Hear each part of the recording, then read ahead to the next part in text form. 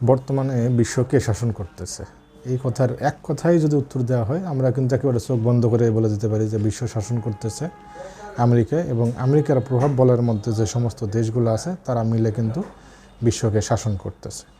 মূলত তাদের এই শাসন ব্যবস্থাকে যারা চ্যালেঞ্জ জানাইছে বা চ্যালেঞ্জ জানাতে গেছে, তাদের বিরুদ্ধেই কিন্তু আমেরিকা এবং তার মিত্ররা একেবারে বিভিন্ন অজুহাতে ঝাঁপিয়ে পড়েছে। যেমন 2003 সালে ইরাকের ওপরে ঝাঁপিয়ে পড়লো যে তারা যেন মারণাস্ত্র তৈরি করতেছে, সেই কারণে তারা ঝাঁপিয়ে পড়লো সেই অজুহাতে, এবং আফগানিস্তানের উপরে ঝাঁপিয়ে পড়লো। ওদিকে ভেনেজুয়েলার প্রেসিডেন্টকে তুলে নিয়ে আসলো, কিউবাকে সবসময় চাপের মধ্যে রাখে, ইরানকে চাপের মধ্যে রাখতেছে যে তারা পারমাণবিক অস্ত্র তৈরি করতেছে।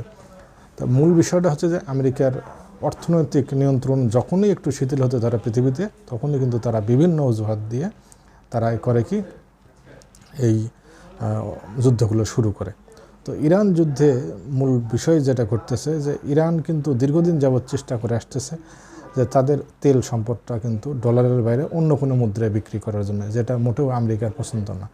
এবং ইরানের সাথে যে কৌশলগত জল যে পথ আছে হরমুজ প্রণালী, সেই হরমুজ প্রণালীতে কিন্তু তার বিশ্বের অন্তত 1/5 তেল সেখান থেকে রপ্তানি হয়।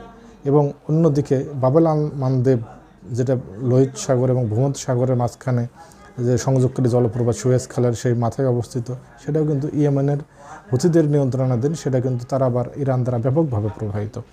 তো এখন এই যে তেলের জাহাজগুলো চলাচলের যে পথগুলো, এই পথগুলো মোটামুটি ইরানের অনেকটা নিয়ন্ত্রণে।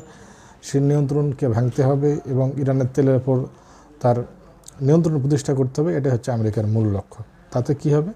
তাতে যেটা হবে, তাতে ইরানের অর্থনীতির যাই হোক, আমেরিকার অর্থনীতি কিন্তু চাঙ্গা থাকবে। এবং ডলারের তেল বিক্রি অব্যাহত থাকলে যেটা হবে সেটা হচ্ছে যে এই সমস্ত ডলার জমা হবে আমেরিকাতে, এবং অর্থনৈতিক উন্নয়ন কিন্তু আমেরিকারই হবে।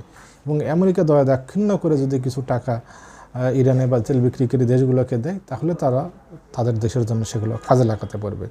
কিন্তু এই পুরো নির্ভরতা থেকে বেরিয়ে আসতে যারাই চাইছে, তাদের প্রতি আমেরিকা কিন্তু খড়গহস্ত হয়েছে। উপসাগরীয় অন্যান্য তেল উৎপাদনকারী দেশগুলো কিন্তু তাদের দেশের নিরাপত্তা নিশ্চিতের বিনিময়ে আমেরিকার সাথে চুক্তি করে বসে আছে, তাদেরকেই জায়গা দিয়েছে, ঘাঁটি করার সমস্ত সরঞ্জাম দিয়েছে, এমনকি তাদের প্রতি মাসে তারা পে পর্যন্ত করে। তো ইরান সেই ক্ষেত্রে চেষ্টা করেছে যে তারা নিজেরা নিজেদের সক্ষমতা অর্জন করবে, এবং সেই সক্ষমতা অর্জন করতে যেটা হয়েছে, তারা আমেরিকার চক্ষুশূল হয়ে গেছে।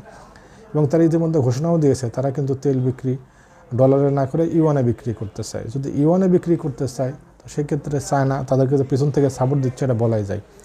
এবং রাশিয়ার একটা প্রচ্ছন্ন